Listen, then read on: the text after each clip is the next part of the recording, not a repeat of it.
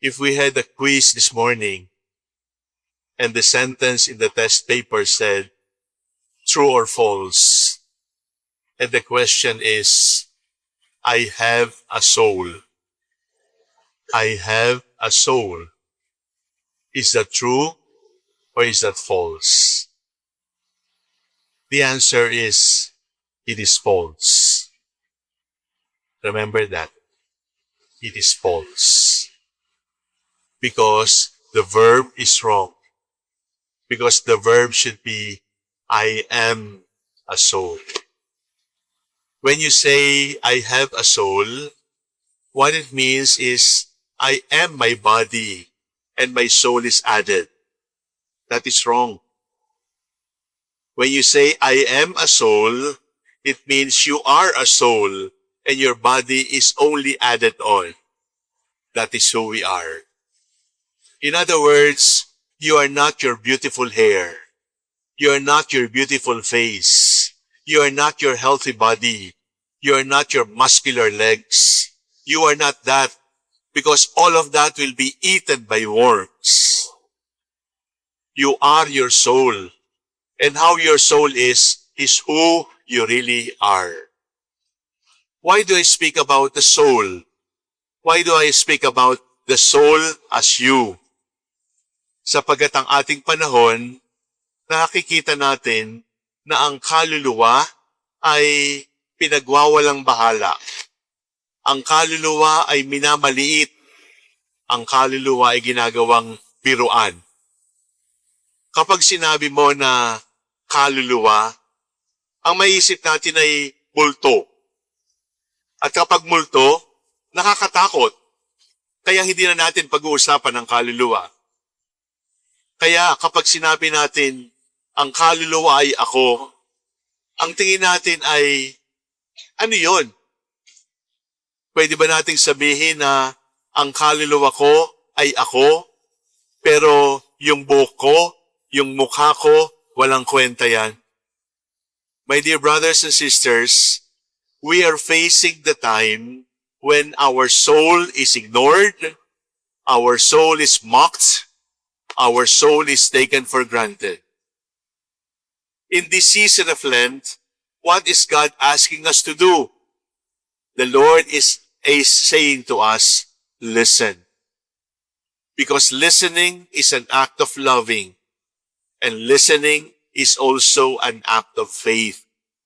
Because if we do not know how to listen, how can we have faith? And how will faith grow?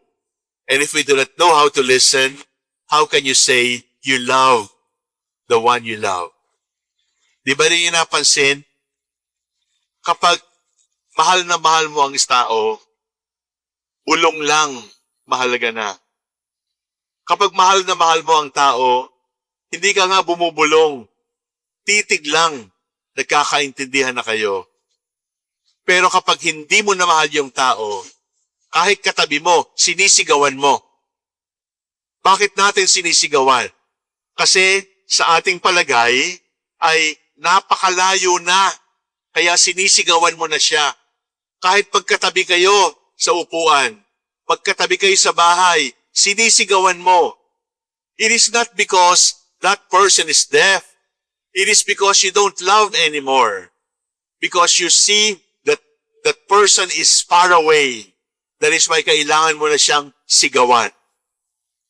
To listen is to love. And to not listen is to fail to love. Sino ang papakinggan natin? Maliwanag, pakinggan ng Diyos.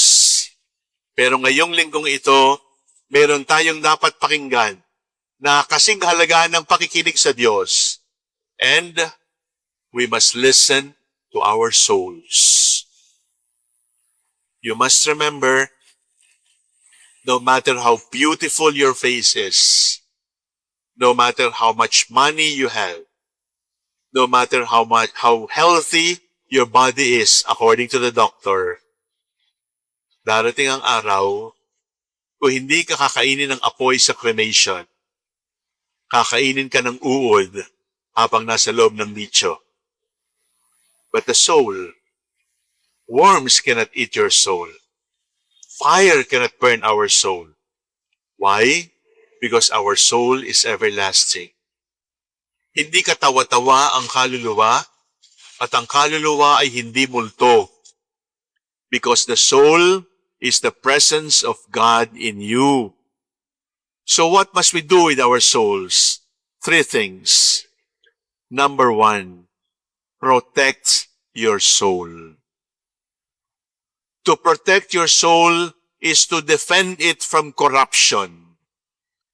To protect your soul is not to allow your soul to be touched by sin. Kung alam mo na marumi ang kaluluwa mo, literally, tumakbo ka papunta sa kumpisal and ask the Lord to cleanse your souls again. Because a dirty soul should make you uncomfortable, should make you afraid. And when we take things for granted, when we take sin for granted, we are actually attacking our souls. Protect your soul. Second, honor your soul. Because your soul is God's gift to you. Honor your soul because all beauty comes from your soul. All goodness comes from your soul. And honor your soul always because this is God's gift to you. All things beautiful, all things truthful, all things honest and good, that soul can give to you. And finally, not just protecting, not just honoring, but listen to your soul. Because your soul will tell you, killing is wrong. Lying is wrong. Your soul will tell you, laziness is not good for your soul.